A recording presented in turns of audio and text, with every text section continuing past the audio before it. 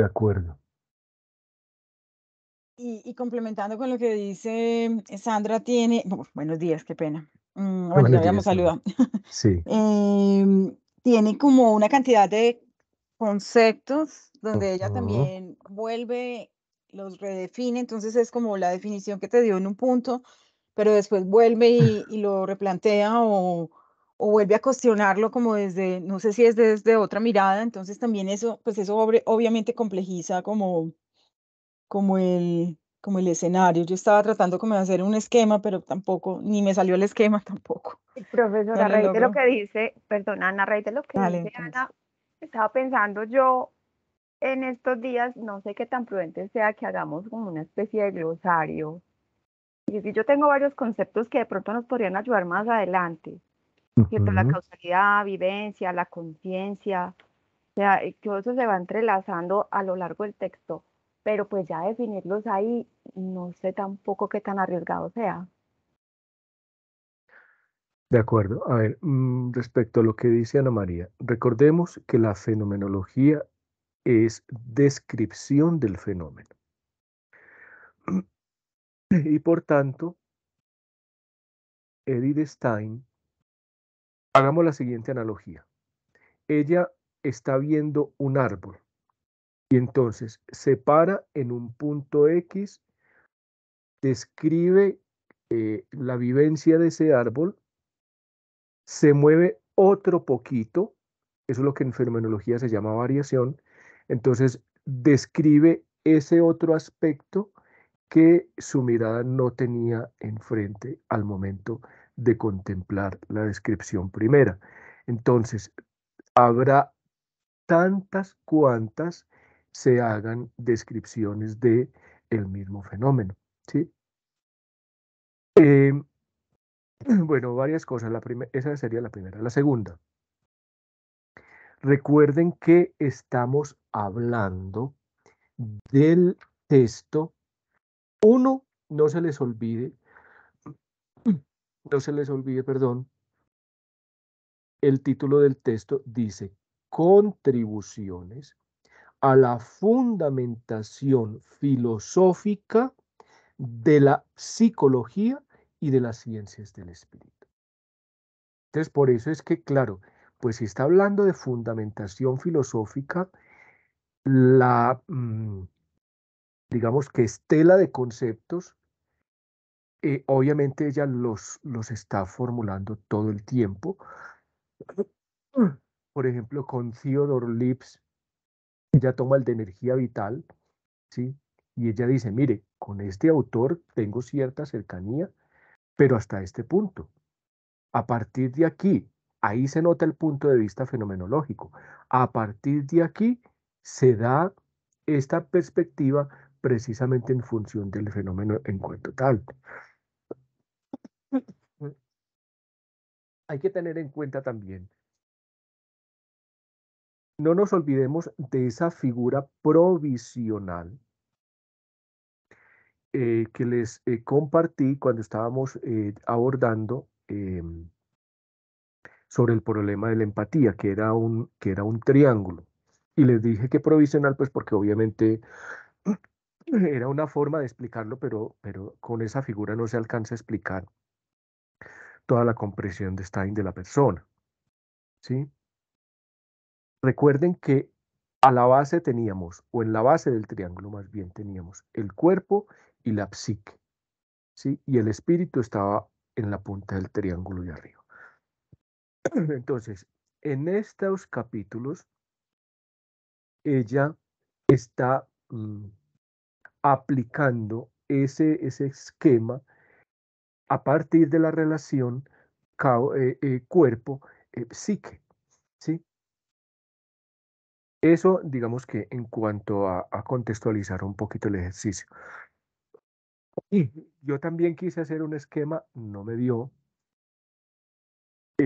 Traté de conservar algunas cuestiones que creo yo que son importantes, pero, a ver, por un lado, coincido con ustedes en que esto no es de una, ni de dos, ni de tres, ni de cuatro, sino de muchas veces leerla, ¿sí? Recordemos que, o sea, tenemos que ser modestos, tampoco no nos podemos angustiar por el hecho de que no logremos liquidar eh, completamente la lectura de la autora, ¿sí? Nos estamos acercando, nos estamos aproximando al pensamiento de esta autora y estamos haciendo una lectura inicial, ¿sí? Porque la idea es tener una... 22 sí. Nos estamos acercando a la autora porque por ahora la idea es tener una idea global de su pensamiento, ¿sí? No estamos haciendo investigaciones profundas, sesudas, detenidas sobre la autora, sino que nos estamos acercando a sus obras y estamos haciendo una lectura de corrido, ¿sí? Eso es algo que mm, es importante que nosotros tengamos muy presente, ¿sí? Porque si nosotros, digamos que nos agobiamos o nos saturamos o vamos a perder motivación o nos vamos a confundir, no. Lo que comprendamos, listo. Lo que no, después en una segunda lectura tendremos una mejor disposición o para hablar en lenguaje de la misma autora, nuestra energía vital estará mucho más cargada para poder enfrentar un esfuerzo intelectual como la autora misma nos lo está sugiriendo, ¿sí? De la única forma que nosotros podríamos decir, no, es que yo hasta que no comprenda plenamente esto no puedo pasar, pues tendría que ser que nosotros fuésemos millonarios, que no trabajásemos, que no tuviésemos obligaciones y que todo el día estuviésemos devorando el libro de Stein. Entonces, me interesa más. Bueno, yo siempre he sido de la postura quijotesca, ¿sí? Démonos duro contra el molino, en este caso contra el texto de la autora, así salgamos maltrechos, así salgamos heridos, aburridos, confundidos, apesadumbrados, pero, o sea, hay más valor en enfrentarnos al molino que en buscar ayudas o resúmenes u otras cosas. Entonces, esa es mi invitación. Mm, no porque ustedes no tengan la formación, yo, por más doctor que sea, yo digo, pero esta vieja, ¿qué es lo que está diciendo aquí? O sea, tampoco me es fácil, ¿sí? Uno tiene que ser la honestidad en el filósofo, la honestidad intelectual y la humildad también. Tenemos que partir de ahí, ¿sí? Eso es lo más importante. Que no terminamos de hacer la lectura. Pues bueno, nos quedará esa tarea, ese compromiso que hoy vamos a abordar, al menos como la propuesta que yo monté en la diapositiva. Pues bueno, de pronto les ayuda un poquitico más o de pronto no, ¿sí? Total, es como también la forma, la técnica de estudio que nosotros tengamos. Lo que yo les voy a compartir en la diapositiva es lo que yo precisamente a partir de la lectura, de encerrar en círculos o en cuadros conceptos, poner asteriscos, notas al pie. El libro pues está hecho, digamos que de notas, pero pues ese es el ejercicio. Entonces, si no alcanzamos, pues nada. Total, a las 10:30 está el otro espacio de Club Virtual de Lecturas Filosóficas. Si gustan, entran allí, ya será otra temática. La mente se bajará de tensión respecto a este texto y cuando estemos en disposición, pues lo hacemos. Yo en este caso sí creo que la actividad de la razón es muy femenina. Si uno no tiene fertilidad, olvídese que ahí no hay magnificar que valga. Es para uno comprender un texto, debe tener esa fertilidad, esa energía vital de la que habla el autor, esa disposición anímica. Y hay veces que no estamos. Yo, un sábado, un domingo digamos que ya dejo de lado las actividades de la universidad y me dedico a leer o a escribir, hay veces que me siento una tarde y no alcanzo a escribir un párrafo porque no está inspirado, no se la fuma uno verde, no. Y es. O sea, humanamente uno tiene que asumir esa parte de su finitud y no luchar como contra lo imposible.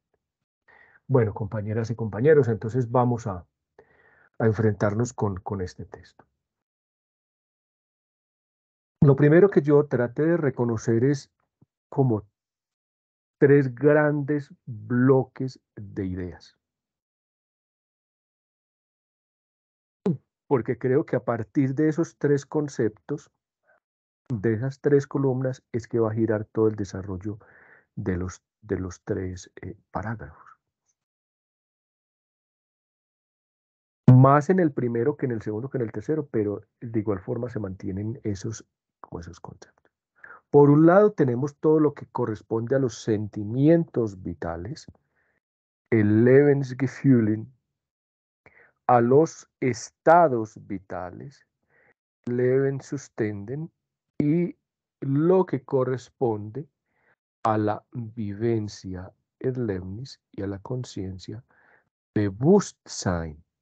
Esta letra de acá, entre la U y la T, es una letra alemana que suena como una doble S. Bewusstsein. Bewusstsein. Cuando ustedes lo vean, entonces saben que es una doble S. Entonces, listo. Cuando yo solamente le he dado 2 lecturas, obviamente hay que darle más. Pero cuando yo hice la segunda lectura, yo dije, bueno, vamos a ubicarnos en el contexto precisamente sobre el problema de la empatía y esa división que yo les decía ahorita, por un lado, y tratar de reconocer, o más bien de diferenciar los ámbitos sobre los cuales la autora está tratando. Entonces, hablar de sentimientos vitales y estados vitales, digamos que hay una implicación entre uno y otro. Pero cuando uno termina de leer, va a encontrar que entre estos conceptos y la vivencia y la conciencia ya hay una distancia significativa. ¿Por qué razón? Lo voy a explicar. Miremos la primera columna, los sentimientos vitales. La autora nos está hablando en varias partes del texto de un cansancio que se advierte, aunque uno no lo articule. Cuando uno está cansado, está agotado, exteriormente se nota. El rostro se configura en virtud de ese cansancio, o más bien el cansancio nos configura el rostro, nos lo reconfigura.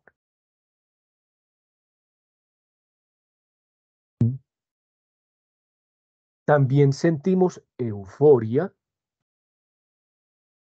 en unos momentos, en otros momentos sentimos tensión, en otros momentos sentimos agotamiento, en otros momentos sentimos frescor. Esos son lo que la autora llama sentimientos vitales.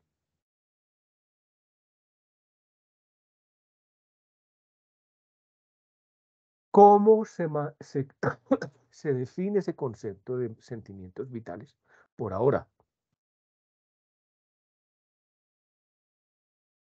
Como manifestación de una condición momentánea de mi yo real o empírico, no el yo puro. Entonces, ahí ya estamos nosotros en un nivel psicológico,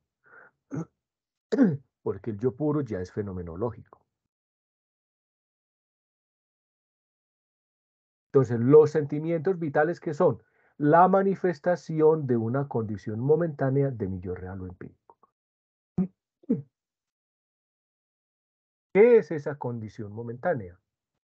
Los estados vitales. Estos estados vitales son la condición momentánea, ¿sí?, situacional, circunstancial, de mi yo real o yo empírico.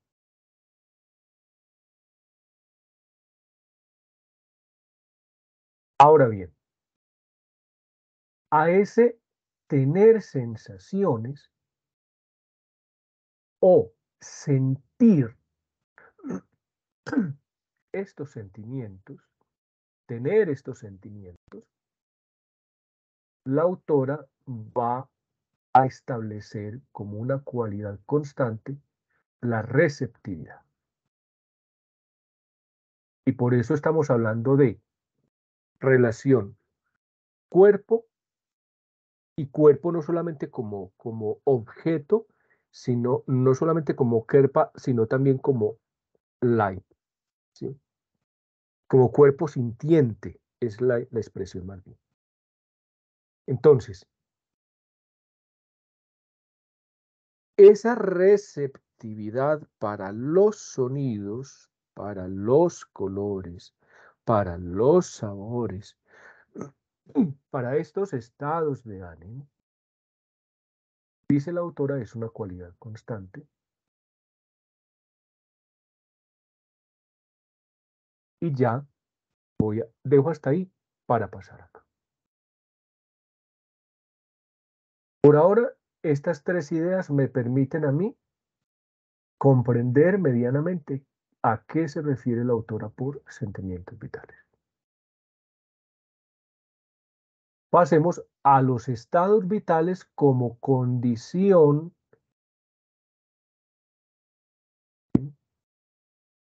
de estos sentimientos vitales.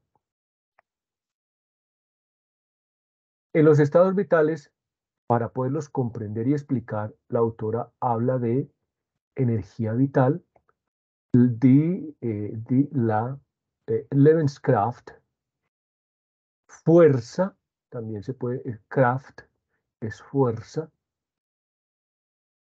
energía vital. También va a decir la autora que es una cualidad real permanente.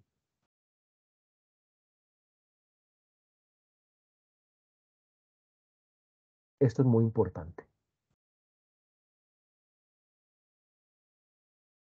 Este concepto va a ser decisivo a lo largo de los tres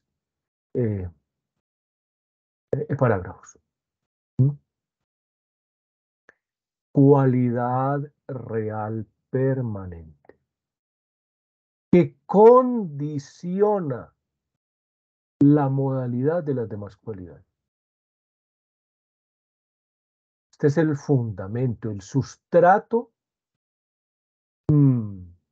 psicofísico que va a condicionar, es decir, va a intervenir, va a incidir en las otras cualidades. ¿En cuáles? Por ahora, hablemos de la receptividad.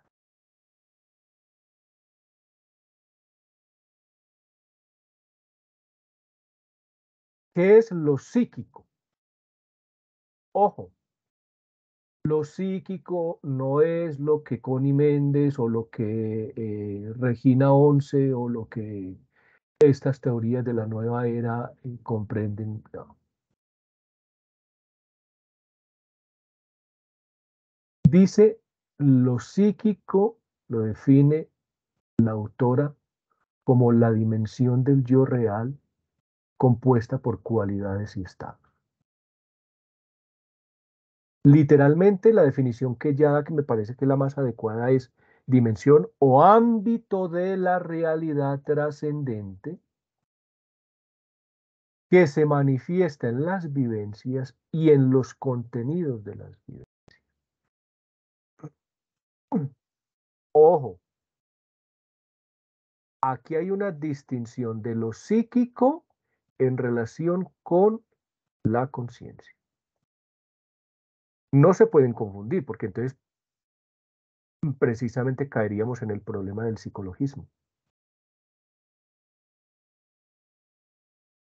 Las vivencias hacen parte de la conciencia, pero los estados vitales y los sentimientos vitales hacen parte de lo psíquico.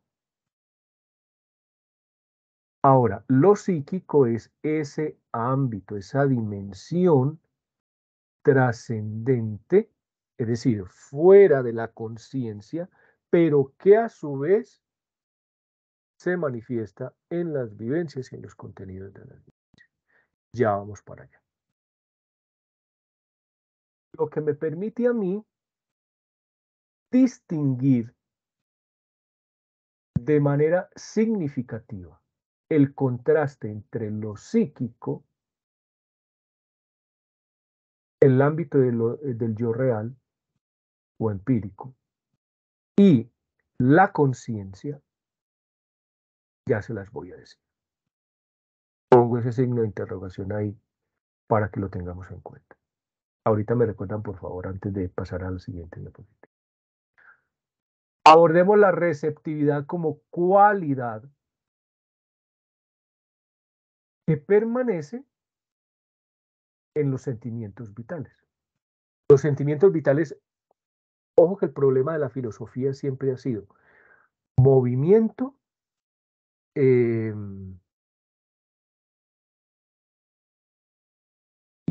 el contrario. El ser, el no ser. La multiplicidad, la unidad. Entonces, en ese ejercicio, lo que la autora parte es de la expresión de estos múltiples sentimientos para decir, venga, más allá de la multiplicidad de sentimientos, ¿qué permanece? ¿Qué hay de constante? Entonces la autora dice, claro, la receptividad. Entonces, vamos a la receptividad.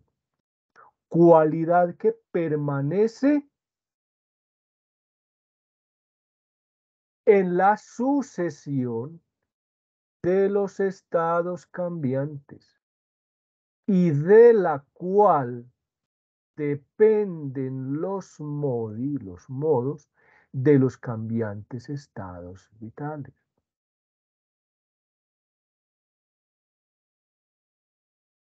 Además, sustrato del acontecer causal psíquico.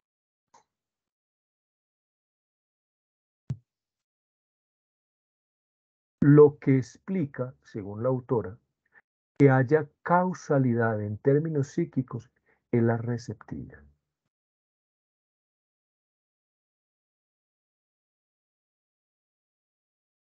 Y cito, el hecho de que se proporcionen o se sustraigan energías a la energía vital es la causa del acontecer psíquico. Causa. Se proporcionen o se sustraigan energías de la energía vital.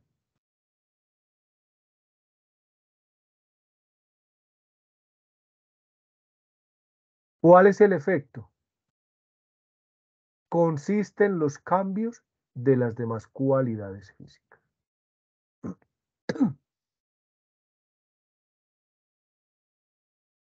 A mayor o menor sustracción de energía vital, habrán mayores o menores cambios en las cualidades físicas psíquicas, perdón, entre ellas la receptiva. ¿Qué tan receptivo estoy yo para leer el libro? ¿Qué tanta energía vital tengo? Eso sería, digamos que como la forma de sintetizar eso ahí. Ahora, aunque la autora todavía no ha trabajado este tema, es necesario tenerlo como en un segundo plano, porque esto nos va a permitir precisamente tener más claridad sobre esto. Al ámbito de la conciencia, las vivencias, una cosa es que yo sienta euforia y que exteriormente la gente me vea eufórico, y otra cosa es que yo sea consciente de ello. Tengo clara conciencia, soy consciente que siento cansancio, que me siento exuberante, que me siento agotado, que me siento fresco.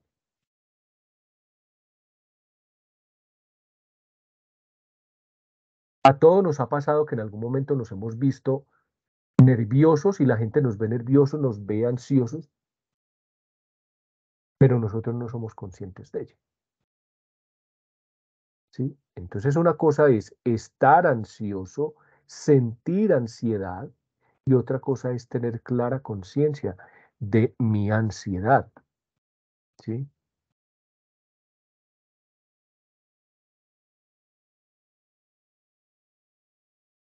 Ese tener clara conciencia es, en sentido estricto, el vivenciar del yo puro y consciente.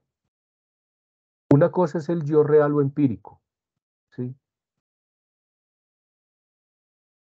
El que está expuesto a los sentimientos vitales, ¿sí? Y otra cosa es el yo puro, que es consciente de que tiene cansancio, de que está agotado, o es consciente del frescor de la tarde o de la mañana y se siente relajado, pero es consciente de que está relajado. Es más, que tiene la disposición anímica para ponerse a leer.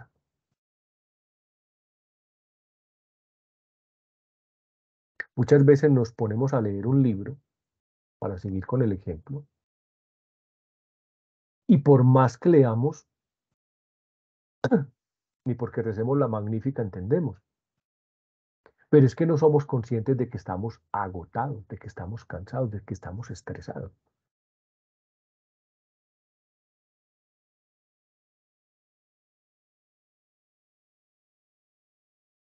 Bien, esta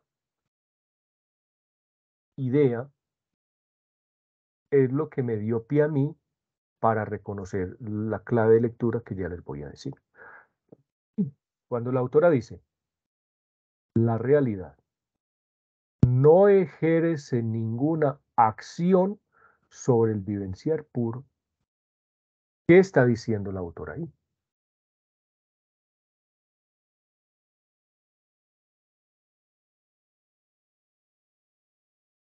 Que en el vivenciar puro, en la conciencia, no hay receptividad.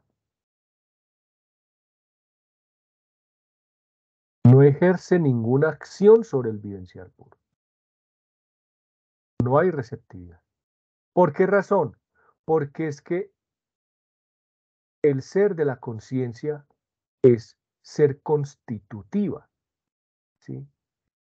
En términos kantianos, hacer síntesis de la diversidad de manifestaciones. ¿Mm? Dicho en otras palabras, en la conciencia hay mayor libertad que en lo psíquico. La conciencia, en tanto que constituye los fenómenos es activa, mientras que en lo psíquico, en cuanto es receptivo, obviamente es pasivo. Si la realidad no ejerce ninguna acción sobre el vivenciar puro, la conciencia sí ejerce una acción sobre la realidad. ¿Cuál es? La palabra clave de la fenomenología, la constitución.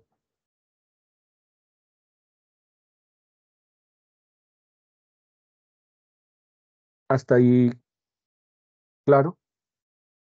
Bueno, en lo posible. ¿O hay más preguntas y más confusión?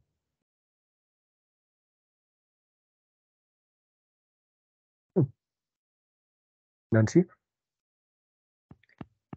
Yo quería preguntar si es precisamente por ese carácter de permanencia o de no trascendencia de la receptividad que, digamos, se queda como, digamos, estancada ahí en eso y precisamente por esa razón no, digamos, no toca a ese vivenciar puro a la conciencia. Bueno, en fenomenología, lo que no es vivencia en sentido estricto es trascendente, ¿sí? Está fuera. Recordemos que trascendencia en filosofía no significa, por ejemplo, habitar en el cielo o los ángeles, no.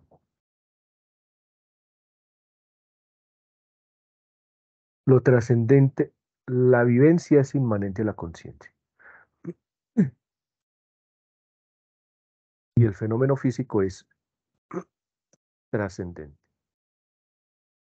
Ahora, la cualidad de permanencia de la receptividad, es decir, cuando hablamos de siento cansancio, euforia, tensión, agotamiento, frescor, todo ese sentir o toda esa multiplicidad de sensaciones que tenemos,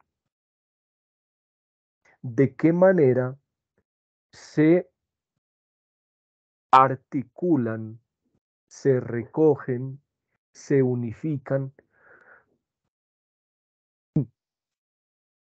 La autora lo va a decir en la receptividad.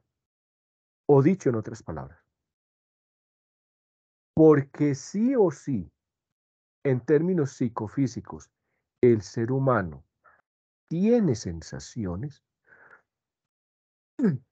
hay receptividad. La receptividad es la condición de posibilidad, para decirlo en términos kantianos. La receptividad es la condición psicofísica de que nosotros podamos tener sensaciones.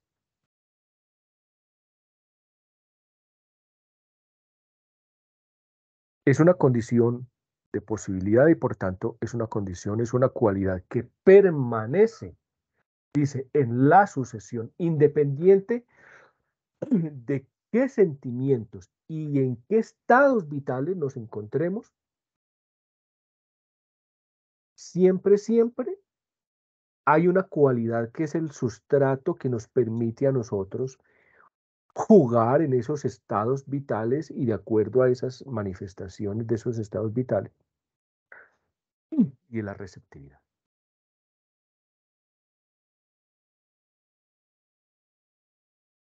Ana María. No sé si lo estaría como interpretando adecuadamente, pero digamos que en ese diálogo y en ese juego de conceptos que nos está dando, y tal vez en la cita, sobre todo tal vez en la cita cuando habla de la energía vital, trata ella como de explicárnoslo en ese punto. Hay una diferenciación entre lo que entre lo que son esos conceptos desde la mirada de la psicología y esos conceptos desde la mirada de la filosofía, en este caso con el método que utiliza Stein, que es la fenomenología. Entonces, y no sé si ahí hay un poquito como, pues donde se entrelaza o por lo menos, digamos como que esa diferenciación entre qué es esa mirada desde la psicología y qué es esa mirada o confrontarla contra esa mirada filosófica o pues llevándolo a un proceso de abstracción para interpretarlo como fenomenología. Porque, por ejemplo, en la cita donde hace referencia a Lipps, pues él habla estábamos hablando de energía vital, en el Ujú. concepto, en los estados vitales, ese,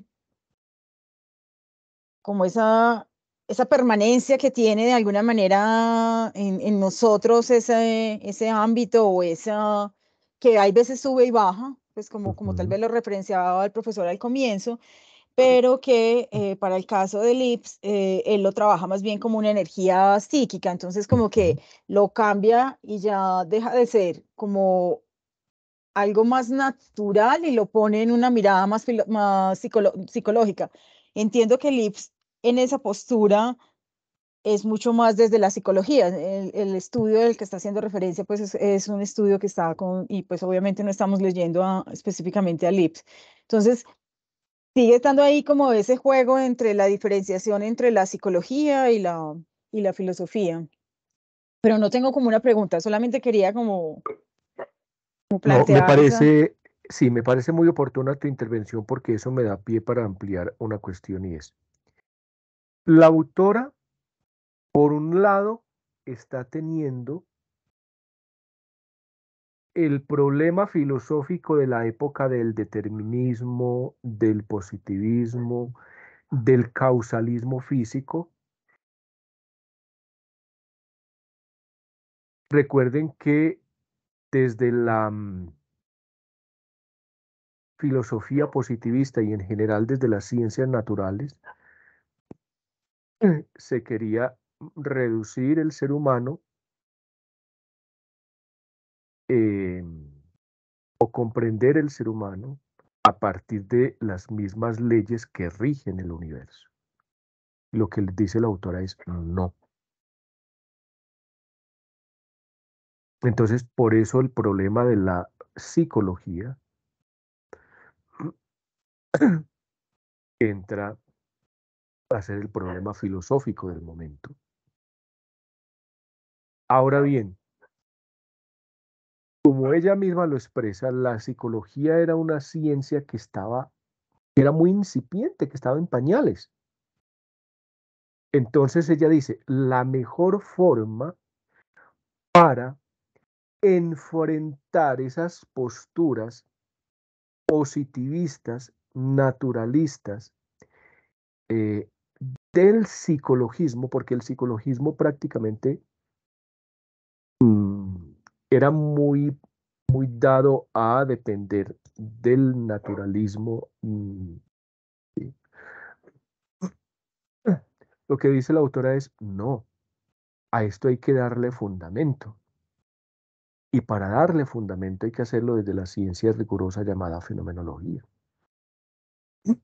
Entonces, ella, o sea, tenemos que comprender que por el lado derecho ella tiene todo su contexto positivista de las ciencias naturales, del determinismo, que era el problema metafísico de la época, y por el otro tiene la fenomenología. Y tiene digamos que la discusión muy fresca de la discusión de la fenomenología con el psicologismo. ¿Sí? Todo no se puede reducir a un condicionamiento del entorno porque el ser humano no es un animal cualquiera.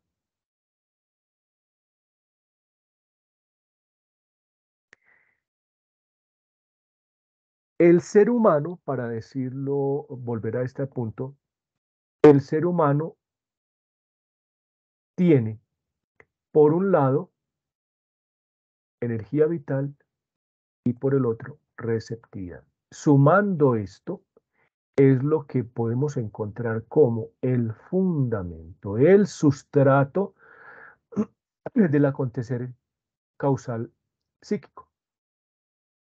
Tenemos energía y tenemos receptividad como cualidad. Y la energía como condición o condicionante de esta receptividad.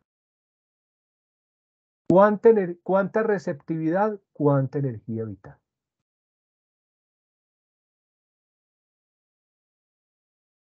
El animal, el perro, por ejemplo,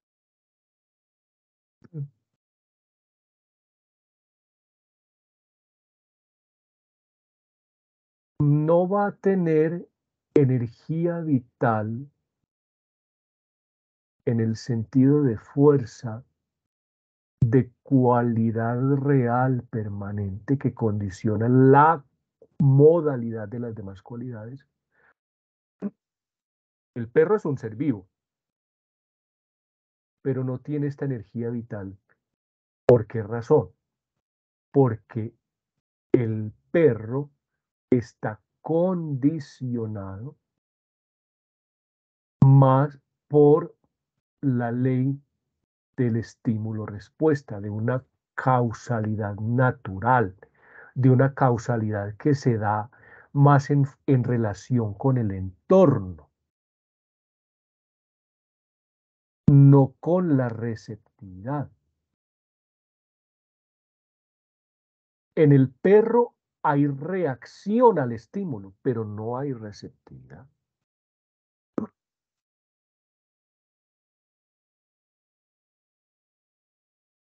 Ojo que el concepto de Levens, que está en el prefijo de acá, de acá, de acá, es un concepto que hace precisamente referencia a la diferencia de la vida humana. Acuérdense la distinción que hacen de cuerpo como objeto, Kerpan, y cuerpo como cuerpo viviente o sintiente, Levens.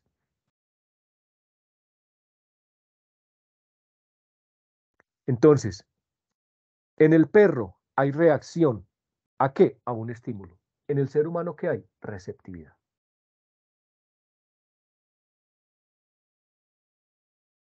Avancemos, por favor, hasta donde podamos.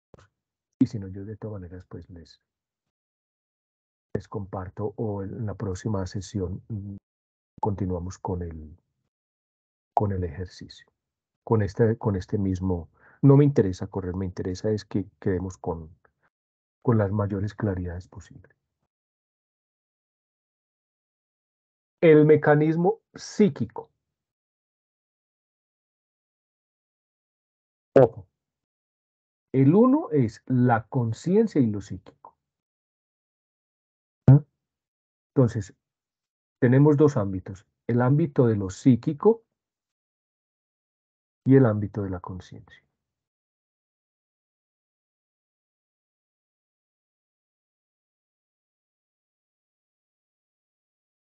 Aquí hay receptividad, aquí hay constitución. Aquí mi ser psicofísico depende de mi energía vital, de mi receptividad. Aquí mis vivencias dependen de mi conciencia. ¿Cómo constituye la conciencia? Aquí hay pasividad, aquí hay actividad.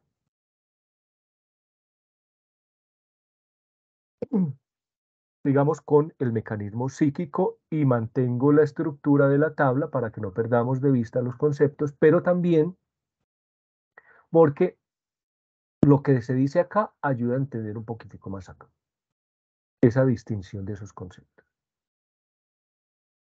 Recuerden que estamos hablando de realidad psíquica y causalidad.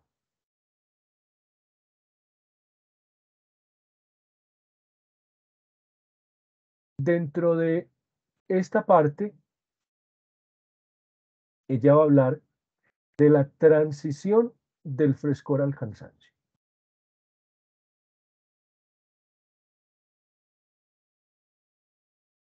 ¿Cómo se da?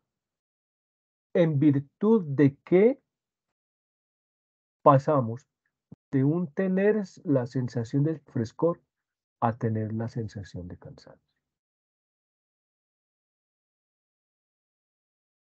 ¿Qué pasa allí?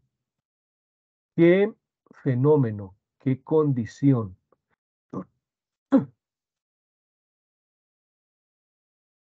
Ella explica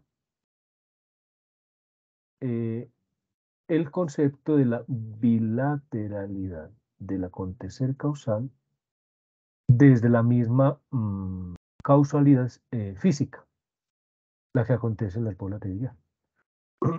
Yo nunca he jugado eso, pero sí he visto, desde muy pequeño en mi pueblo jugaban los señores, jugaban billar en un bar.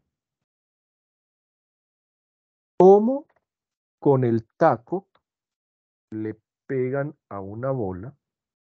Esa bola se mueve en la mesa con toda la energía que se le imprimió en el golpe, pero esa bola, cuando choca con la otra, además de que mueve la otra, ese mover la otra también es un moverse ella misma en el sentido de que su fuerza se ve reducida, se ve impactada. Entonces, a la vez que mueve, ella misma en su movimiento también es impactada. Eso es lo que ella, Stein, va a entender en este momento, ese concepto de bilateralidad del acontecer causal. Es muy importante que lo tengamos presente. ¿Mm?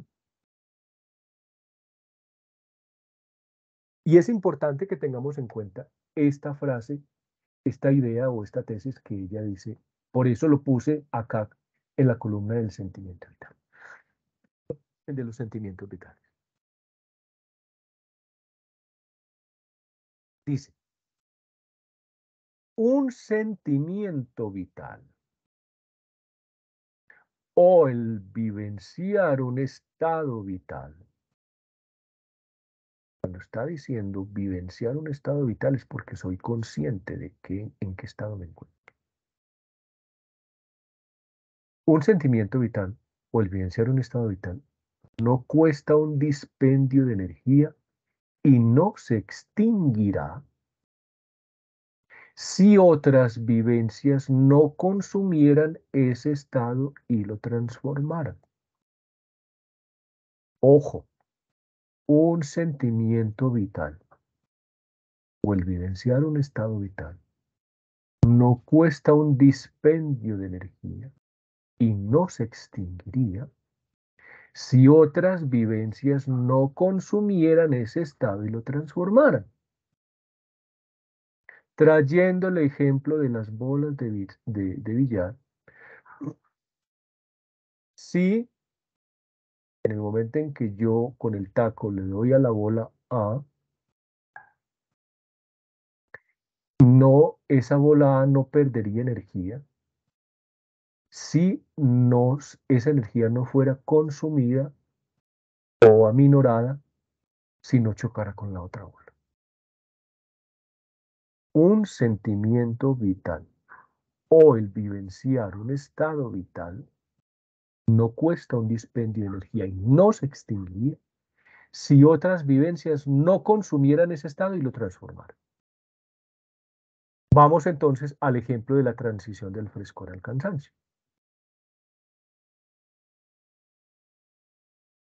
Listo, yo estoy fresco, estoy relajado, ya califiqué estudiantes, todos mis estudiantes sacaron 5, no porque yo le quiera regalar una nota, sino porque todos son muy juiciosos.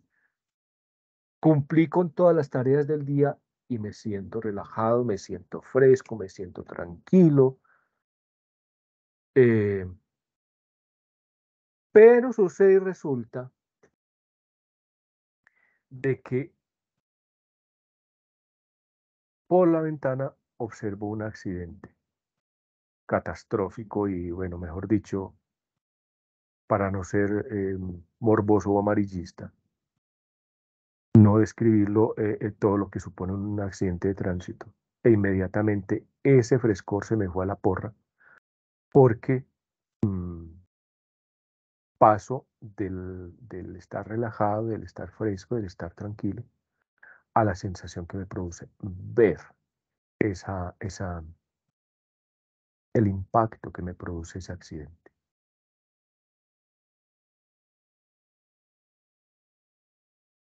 Hay una transición el frescor al cansancio. En esa transición de el sentimiento vital, en esa transición de pasar de un estado a otro, si yo estoy fresco, la energía, digamos que es la misma. Pero si paso al lado contrario, obviamente, esa energía se va a ver afectada. El presenciar el accidente, el impacto que me genera ver el accidente, me va a consumir más energía, me va a alterar, me va a tensionar.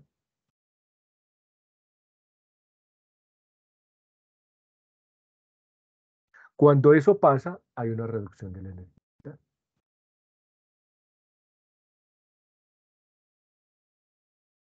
Esa transición del frescor al cansancio me implica, efectúa en mí una reducción de la energía vital.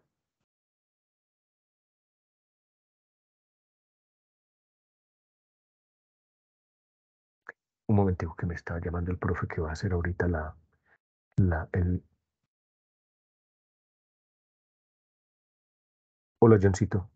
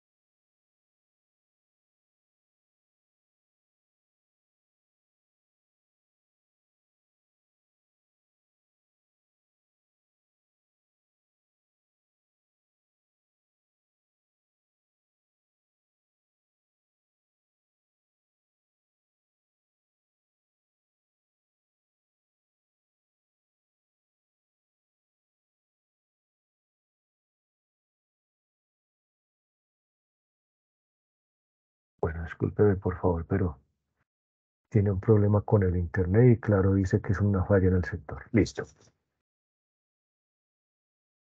Estábamos precisamente en la idea de que esta transición del frescor al cansancio supone una reducción de la energía vital. Bien. Hay tres ideas que es bueno que las leamos y las revisemos y las comentemos. ¿Por qué razón? Porque ellas nos van a dar una mayor indicación, una mayor comprensión de lo que es la energía vital y de qué manera, ¿sí?, ella puede estar sujeta a los sentimientos y a los estados vitales. Dice, todo el acontecer causal psíquico, entonces, ¿de qué manera está entendiendo, al menos en este apartado del texto, cómo está explicando ella la causalidad psíquica? ¿Sí?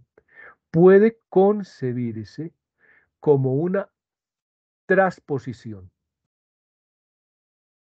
de la energía vital a la acción actual de vivenciar,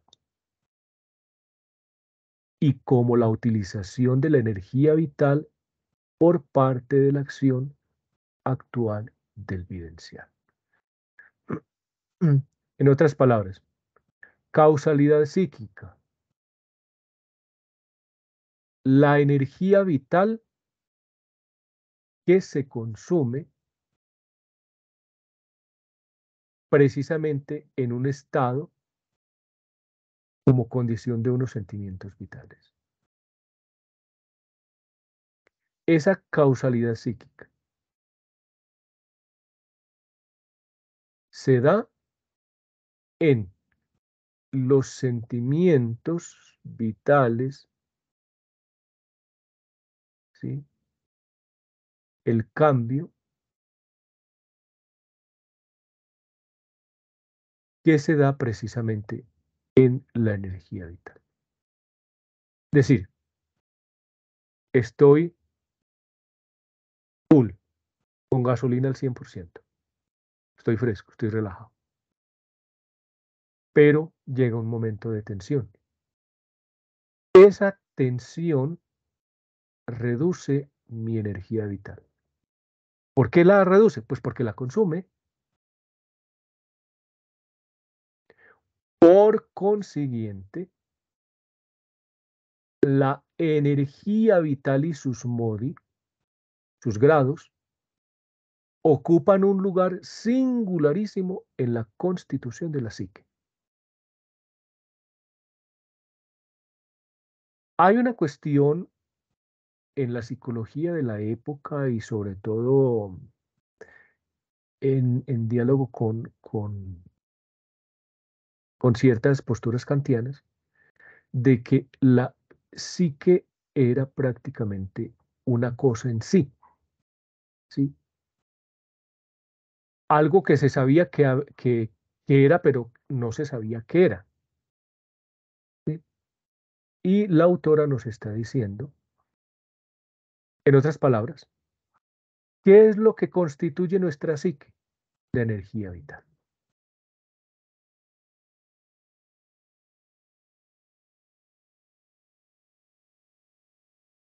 Eso que se ve afectado, que se ve incidido por cambios entre un sentimiento y otro. Este es el sustrato de nuestra psique.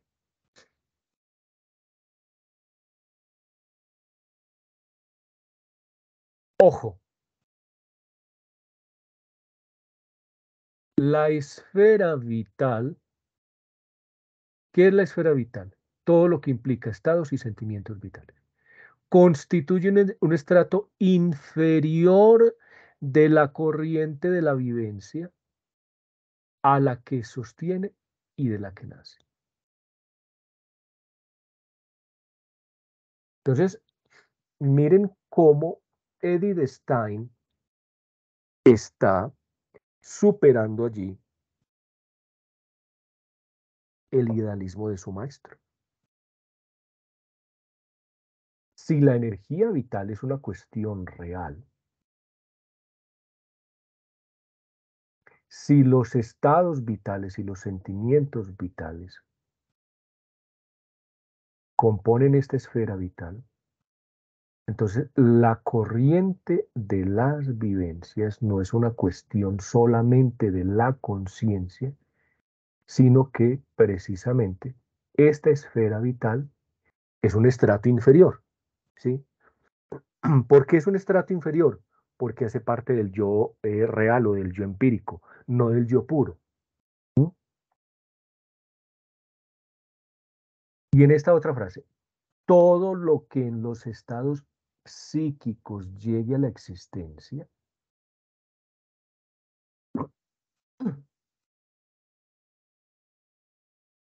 todo lo que yo sienta, lo que yo padezca, todo lo que incida en mi estado psíquico, lo hace gracias a la energía que toma de la energía vital. Recuerden que la energía vital es condición de posibilidad de la receptividad. ¿Qué tanta receptividad tengo yo? ¿Cuánta energía vital tenga? Entonces,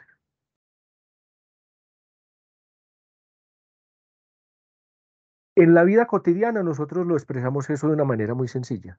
Ay, miren, no me hable que yo en estos momentos, o sea, no tengo la disposición para hablar. O sea, yo no voy a discutir en estos momentos, no me interesa. No, sí.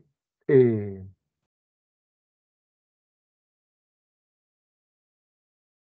Cotidianamente nosotros decimos, el palo no está para cuchara.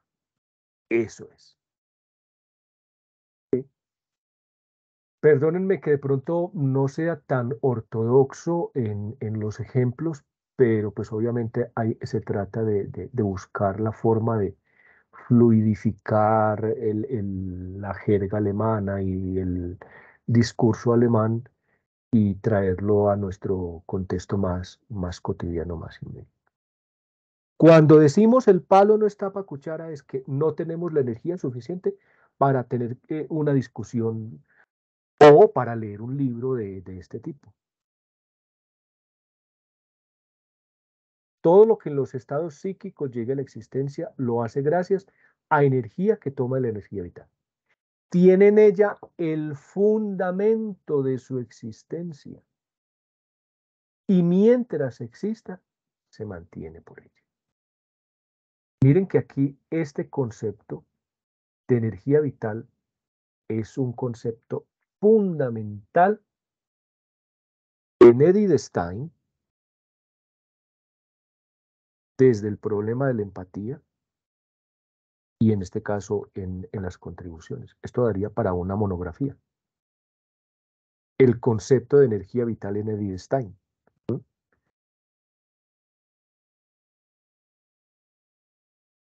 Tematizar el concepto de la energía vital. ¿Qué es? ¿Cómo se manifiesta? ¿Qué incidencia tiene la energía vital en la constitución psicofísica? En la causalidad psicofísica. Eso da para un trabajo de grado.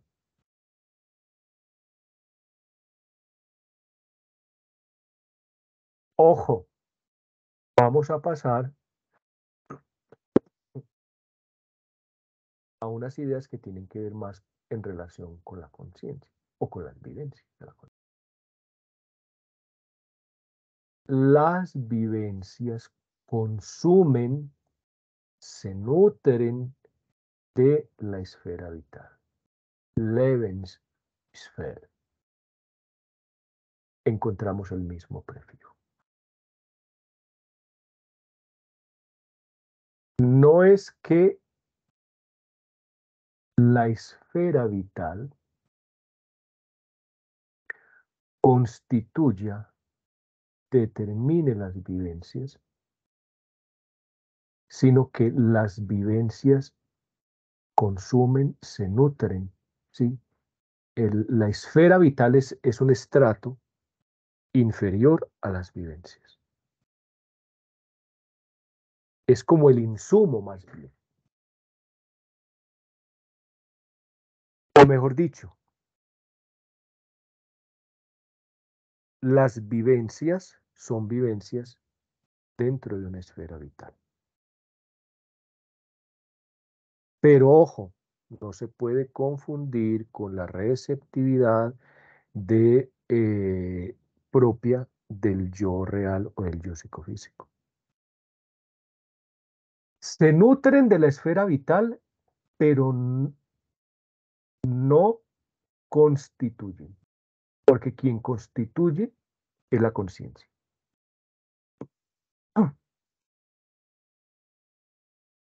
Dice la autora, cada vivencia cuesta un cierto dispendio de energía vital. Consume algo de ella. Y al reducirla, tiene que mostrar también su condición modificada. Entonces, no es que la energía vital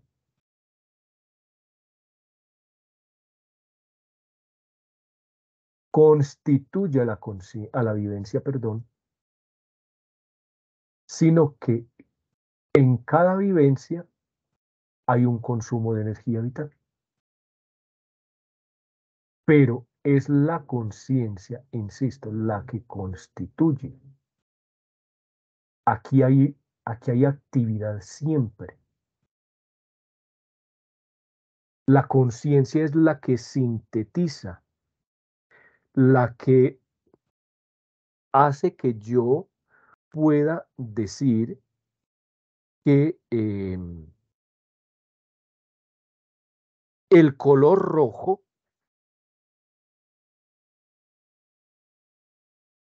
la vivencia del color rojo se mantenga más allá de las variaciones y de las tonalidades de los diferentes rojos que yo pueda ver en una paleta de un pintor.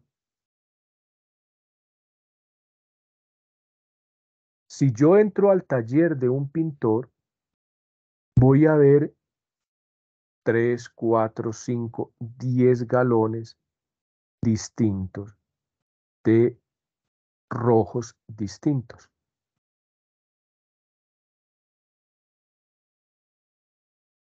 Lo psicofísico me va a decir que hay diferentes tonalidades de rojo, pero la conciencia me va a decir, la vivencia en la conciencia me va a decir, a pesar de los 10 tonos distintos del rojo, yo vivencio el rojo.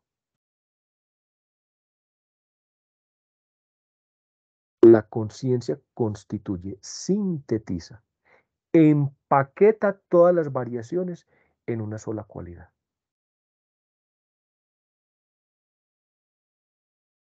Yo puedo tener sensación de diferentes tonalidades de rojo, pero es la conciencia la que me va a decir, la que va a sintetizar, la que va a constituir el concepto de rojo.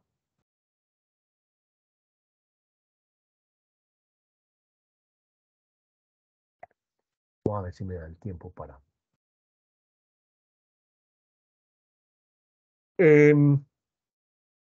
Bueno, esto prácticamente es más desarrollo como de la misma temática del mecanismo psíquico. ¿Sí? La vida psíquica aparece como una transposición de la energía vital. En una conciencia que no tuviera una esfera vital, un sustrato, es como el terreno, ¿sí? La esfera vital es el terreno de la conciencia. Cesarían todos los fenómenos de actividad, ¿sí? Es decir, si no hubiesen multiplicidades de fenómenos, de tonalidades de rojo, la conciencia no podría constituir el color rojo.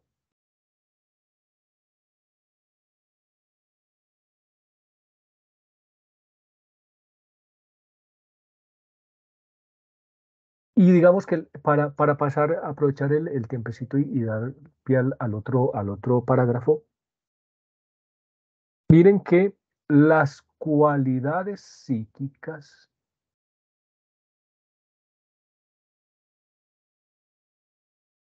aparecen como distintos efluvios de la energía vital.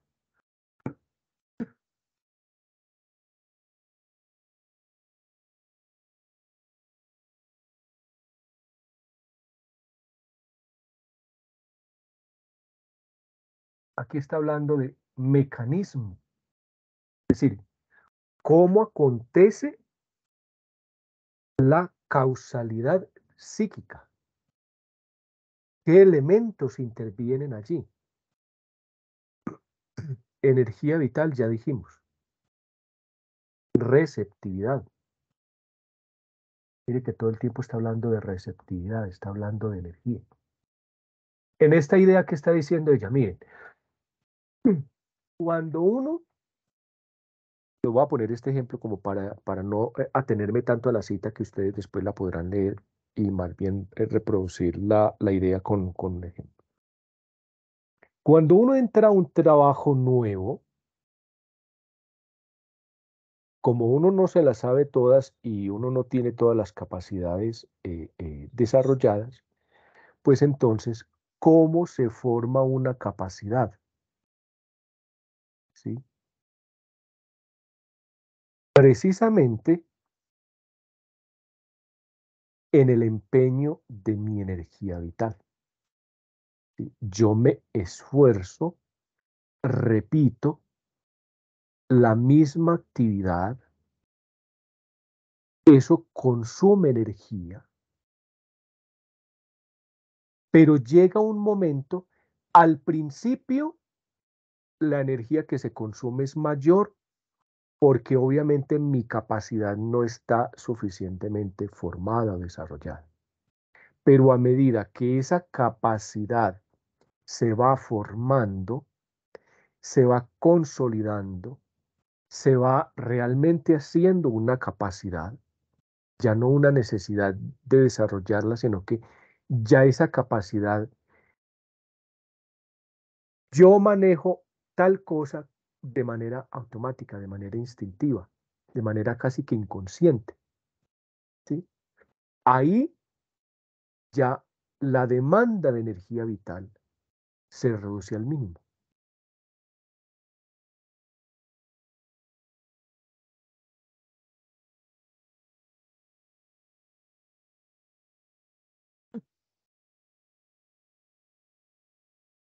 Las leyes causales y determinación de lo psíquico.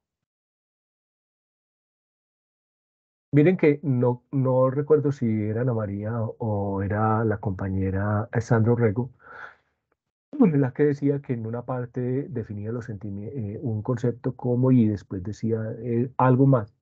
Claro, aquí lo estamos comprobando. Aquí va a decir la autora, páginas después va a decir, los sentimientos vitales que se nos manifiestan son algo cualitativamente multiforme, que no pueden reducirse a un denominador común, que no puede concebirse como compuesto por unidades iguales. Y lo mismo aplica a los rendimientos de la energía vital, a los grados de tensión del acto de vivencia. Los sentimientos vitales y los grados de tensión que les corresponden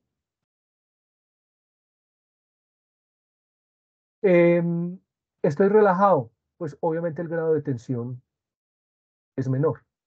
Estoy tenso, estoy cansado, el grado de tensión es mayor. Los sentimientos vitales y los grados de tensión que les corresponden constituyen un continuum de cualidades. Recuerden, receptividad.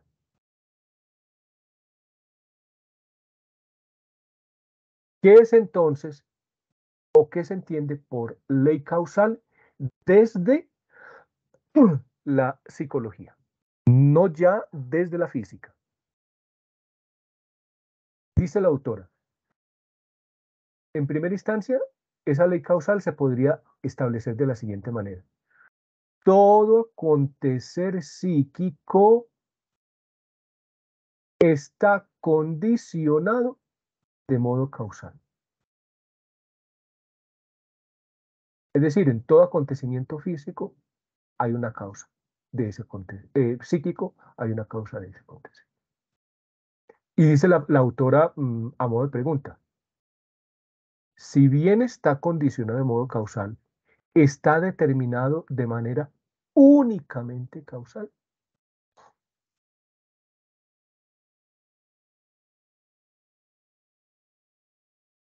Creo que la respuesta a esa pregunta va a ser la siguiente.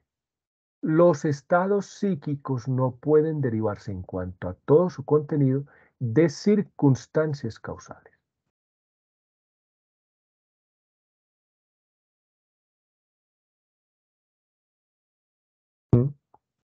Y aquí es donde se diferencia esa causalidad en el ser humano a la causalidad, por ejemplo, de la naturaleza, en el caso que yo les decía ahora del perro. Los estados psíquicos no pueden derivarse en cuanto a todo su contenido únicamente de circunstancias causales. Ajá, ¿y entonces de qué? Si yo soy capaz de recibir datos sensibles, receptividad, y con qué intensidad esos datos se me imponen, estamos hablando de sentimientos y de grados de atención, eso depende del correspondiente estado de mi energía vital. Es decir, además de las circunstancias, la energía vital.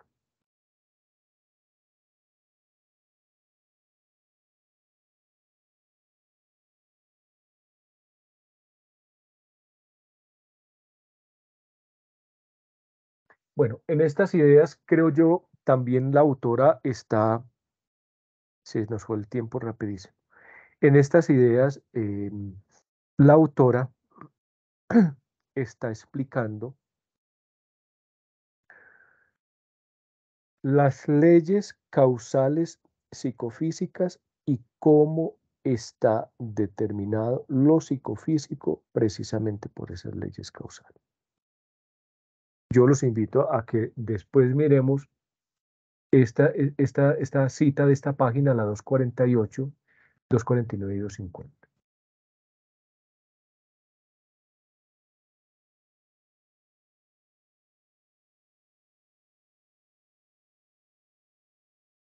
Miremos cómo explica ella las leyes causales y la determinación de lo psíquico. No voy a profundizar en la cita, sino más bien en los ejemplos. Dice, en la vida cotidiana nos servimos constantemente de tales reglas causales. Decimos, por ejemplo, y da dos ejemplos. Uno en la página 248, otro en la página 249. Hoy tendremos buena visibilidad. Porque el aire está húmedo. O estoy tan cansado que no me encuentro ya en condiciones de leer un libro serio. Ustedes llegan a las 8 de la noche del centro de la ciudad con todo el estrés del trabajo, del transporte, y llegan a leer el libro de las contribuciones de este año. No, su energía vital no tiene la disposición. Están bajos de energía.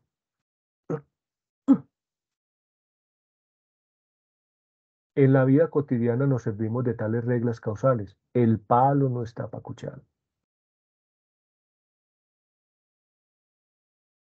Ahora, quiero llegar a esto ya para terminar, porque a mi juicio hay un contraste, que este contraste es bueno tenerlo presente, sobre la causalidad física y la causalidad psíquica. En 5 minuticos para abrir la otra sala. La causalidad física. La unidad del acontecer causal se ejerce a través de la conexión total de la naturaleza material. Conexión de la cual emergen las cosas particulares como centros del acontecer.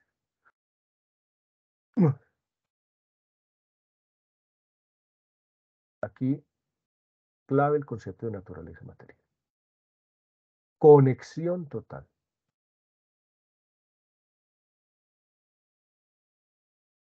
Si A, entonces B. En la naturaleza es posible concebir un estado de reposo causal.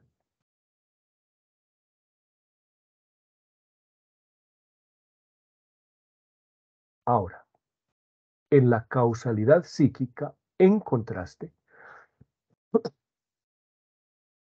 nos vemos limitados a los estados psíquicos de un individuo que, como sustrato del acontecer causal, corresponde a la totalidad de la materia, mientras que sus cualidades se destacan como centros individuales análogos a las cosas.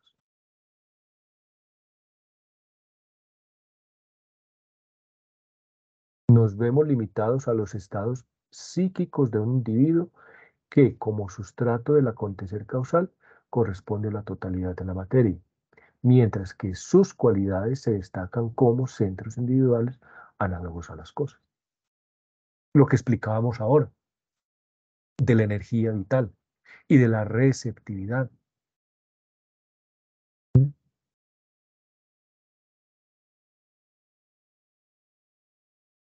En esta idea, ella ofrece como estos dos contrastes, con esta idea y con esta idea de la causalidad física, y esta con la causalidad física, psíquica. Tanto en la esfera de los sentimientos vitales como en la corriente de vivencia hay un constante fluir. Aquí puede haber reposo, aquí nunca. Acontecer y acción son ininterrumpidos.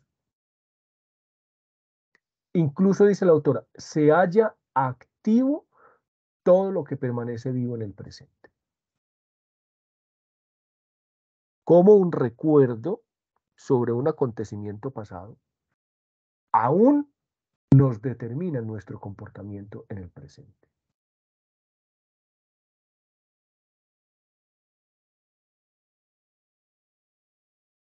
Bueno, yo sé que tocó como apurar mucho para poder, pero podemos volver a leer o podemos volver a mirar la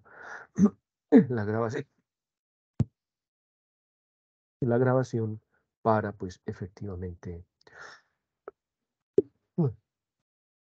tratar de profundizar un poquitico más. El numeral 3, vida espiritual y motivación, lo tendremos ya para, recuerden que el 29 de mayo, como es previo a un puente festivo, no tendremos encuentro y por tanto sería para el 6 de mayo. Es decir, en 15 días tendríamos el abordaje del numeral 3, vida espiritual y motivación. Compañeras, compañeros, vamos y nos relajamos un poquito, tomamos un tientico y nos conectamos enseguida a... Profesor Einar, yo me propongo para trabajar ese capítulo, vida espiritual y motivación. Ana, Perfecto. perdón, hola, qué pena. Hola. Es que yo alcé la mano para lo mismo. Mira que ese numeral tiene 4 parágrafos y el cuarto es grande. Entonces, no sé, Trabájenlo entre las entre las dos. dos lo trabajamos. Luego nos Ujú. hablamos. Claro, sí, luego Se, nos hablábamos, no, eso es lo ideal, claro que sí. se pueden repartir los parágrafos y como el parágrafo cuarto es tan largo, Sí, pueden trabajar los parágrafos 1, 2 y la otra 3 y 4 o 1, 2, 3 y dejar el parágrafo 4 exacto. trabajarlo solo. Listo, entonces nos Listo. comentamos. Entonces, claro que sí. Bueno, gracias. Listo, compañerita. De todas maneras, cualquier cosita, pues estoy atento y tienen toda la libertad, pues, como de postular a ver de qué manera abordamos esos parágrafos. Bueno, un fuerte abrazo y un buen día. Gracias. Hasta luego. Gracias.